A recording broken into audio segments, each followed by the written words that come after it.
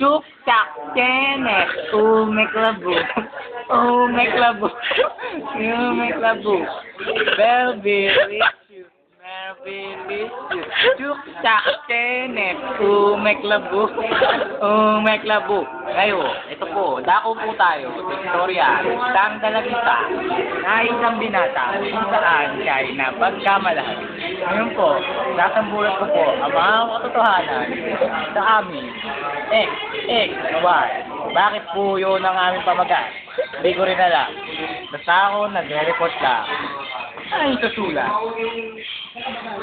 Ay, sa artikulo 22, 29, 24, 20.5. Nandito sa kasulatan, kung saan nabanggit ng kasaysayan ng mundo, ang lalaki ay para sa babae, ang babae para sa lalaki.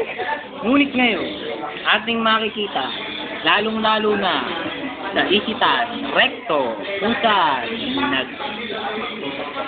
tandabukal na mga bakla at mga lalaki ang naghahawakan ng ano daw, chuk-chak, ken, umeklabu, bakit na? Siya po, si Laurel, si Ken, ako po, Salazar, Ken, Napula, para sa ABS.